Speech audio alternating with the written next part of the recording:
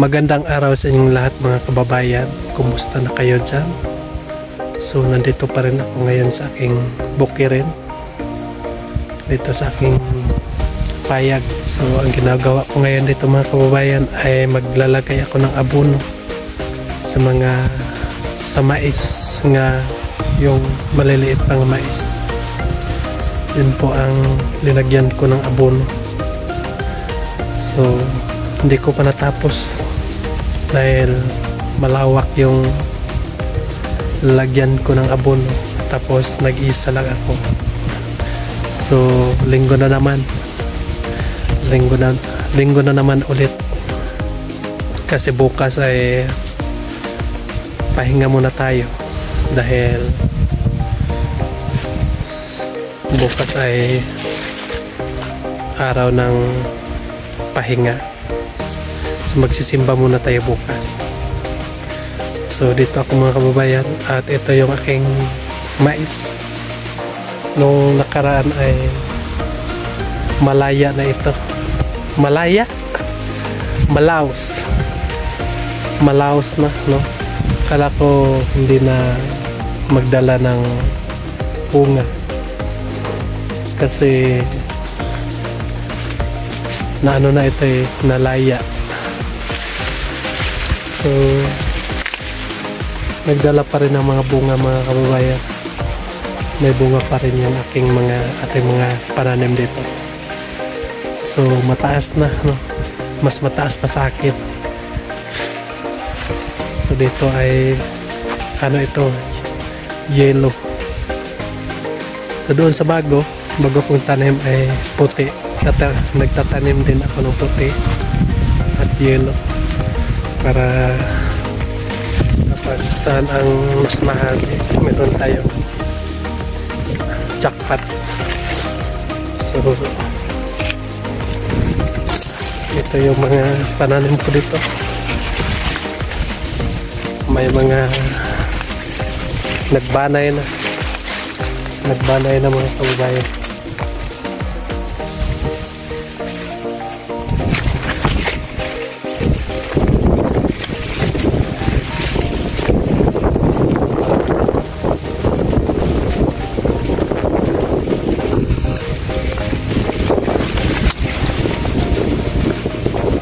Sa ano mga kababayan, sa kabila kita natin nga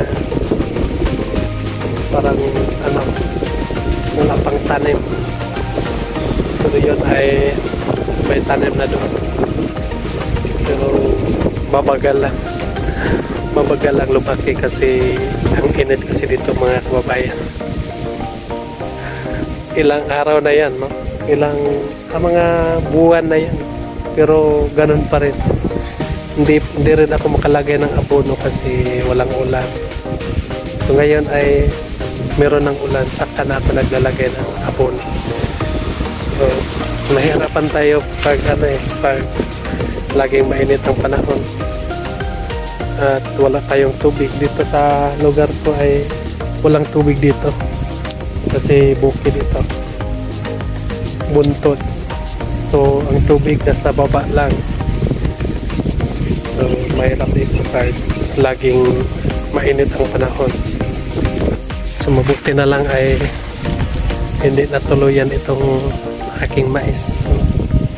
Hindi natuluyan na sisira. So antay lang ako dito kung kailan ito malaya. So kahit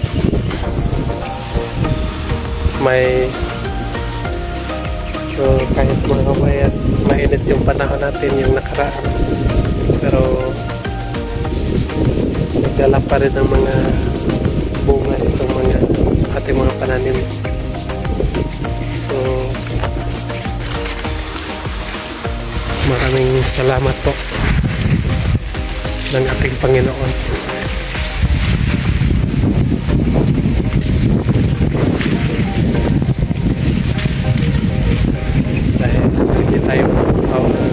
Hindi tayo magpabunga ng mga tanim natin kapag tayo lang.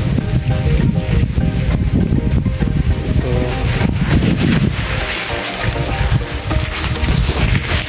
Dito tayo sa kabila. Tingnan natin yung mga tanim. So sana ay ganun pa rin tayo. Hindi tayo susuko. Lalo na sa mga kasama ko nga katutubo. Kalumbaran, matigsalo, ata. Kundo mo pagsulay nagyamat kantang kinabuhi. Kinahanlan na ikkaluya. Kinahanlan na ipadayon ta kasi nabatunan ta. Ipadayon ta kasi sa maayo.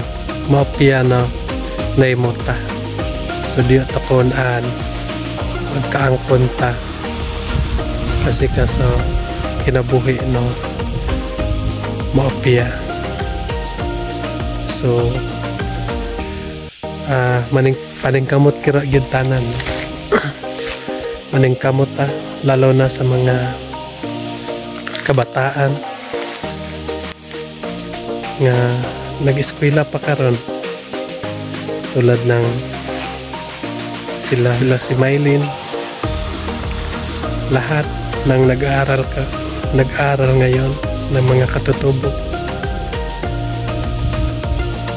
Ako ay nagdadasal para sa inyo nga makatapos kayo sa inyong pag-aaral para makatulong kayo sa mga pamilya niyo, makatulong kayo sa magulang niyo, dahil po ay ramdam ko mga kababayan nga sa aking sarili ay mahirap kapag wala tayong pinag-aralan. So kaya po ay tiis-tiisin lang ninyo ang kamis sa mga magulang niyo, sa mga kapatid niyo. Magtiis-tiis lang kayo para po sa inyong kinabukasan. Kapag kayo ay hihinto, hindi ninyo makamtan ang magandang kinabukasan. Matulad din kayo sa akin nga dito lang sa bundok nagbubukid, nagtatanim. So ang gusto ko ay hindi kayo matulad sa akin. Gusto ko ay meron ding katutubo nga maging nurse,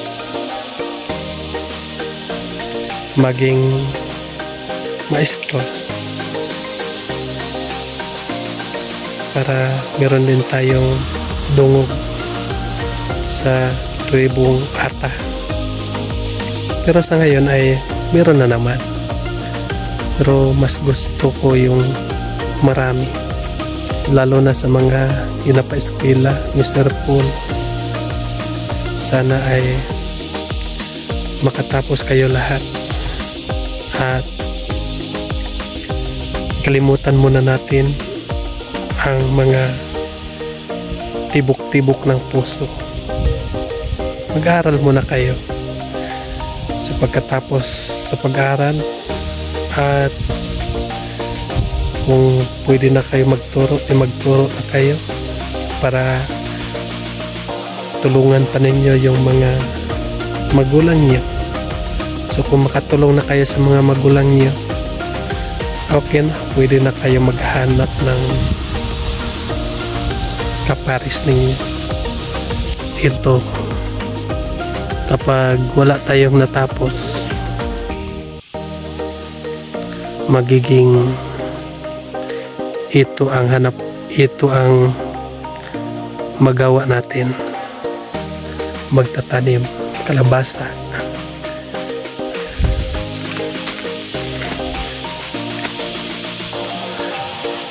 Yun, mga kalabasa yan, mga kababayan kong lumad, mga kababayan kong tribo.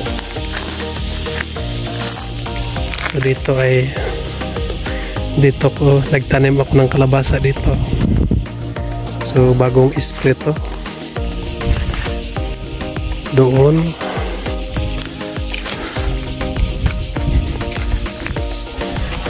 So yun, pinapakita ko lang sa inyo para sipag-sipagan nyo ang pag-aral nyo.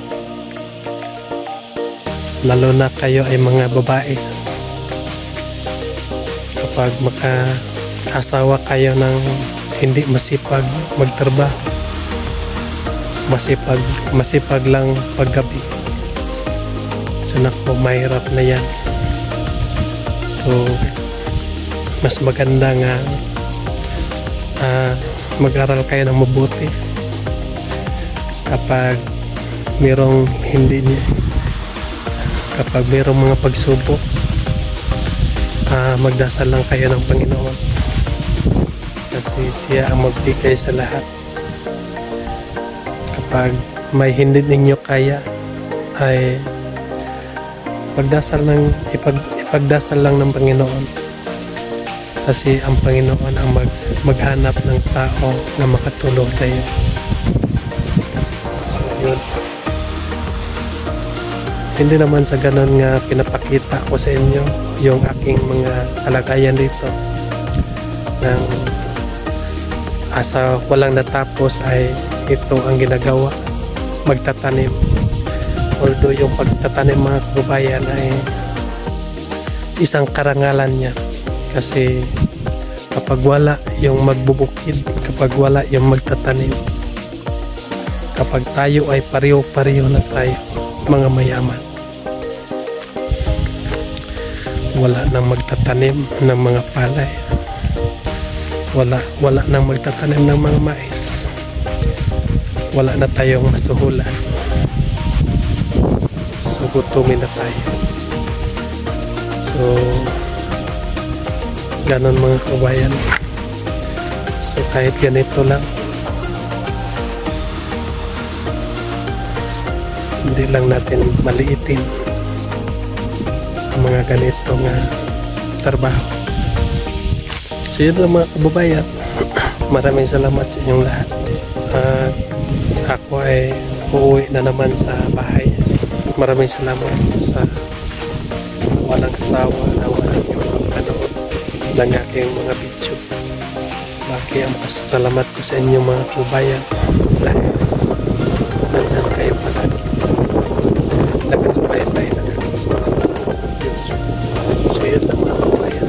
Mag-ingat kayo sa palagi. God bless you.